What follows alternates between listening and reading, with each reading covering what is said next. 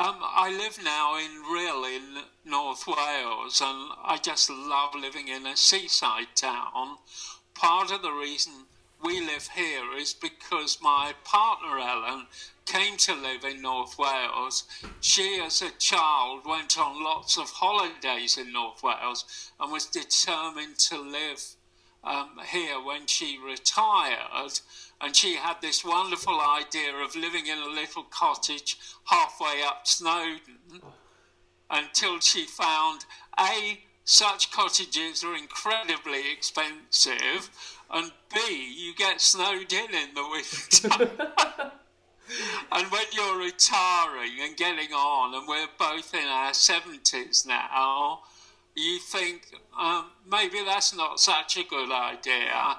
And she discovered that Rhyl had a lot of cheap housing because it went down as a holiday resort. So there were lots and lots of guest houses and semi-detached houses, because most of the people retiring here want to live in bungalows.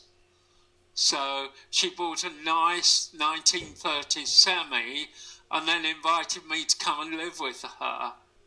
That's so lovely. And when I did, I'd been here about a year, and the other side of the semi came up for sale, so I bought that, and it's our trans community house. Oh, wow. That's amazing. So we use it for all sorts of community events.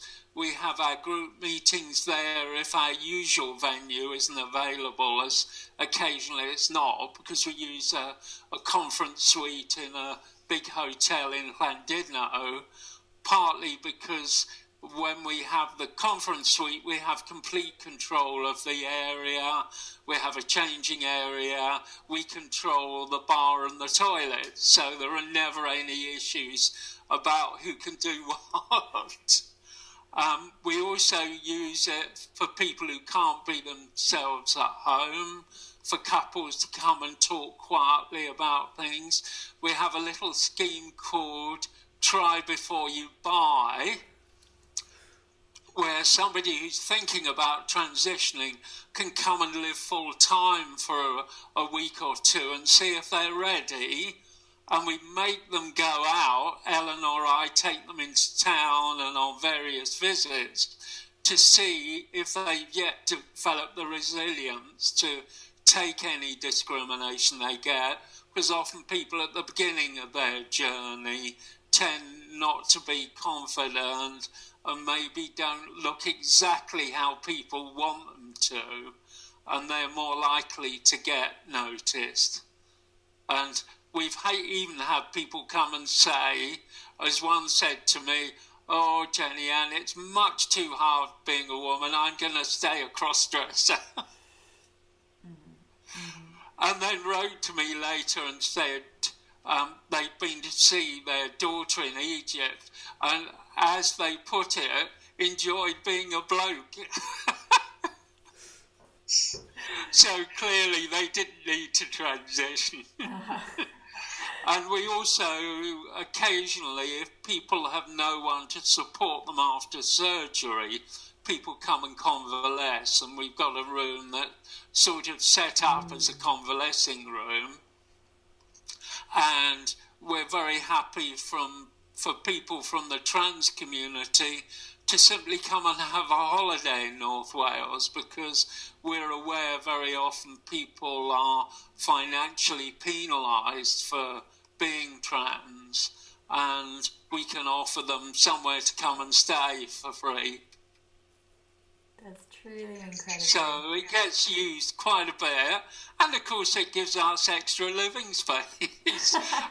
I have the most enormous collection of railway books because that's my hobby. So I think there's almost more bookcases, and the little bedroom is converted to a library next door, than there are books in the house we live in. And we also have a big trans library, about 200 books on trans and hundreds, if not thousands, of magazines from the community. So we've got a little bit of a resource as well. I feel like I might have to visit you. You'd be very welcome. Anybody from the community who's interested in what we do is always welcome to come and stay and to use the resources we've got. So, for instance, I don't know if you know Norina Shopland, who does trans history in Wales. Norina's been and stayed and went through my library. And I discovered she collects badges, so I shared with her some of the badges I've got from events over the year and was able to give her, I think, about 10 or 15 she hadn't got. That's so lovely. You're building such a wonderful part of the community.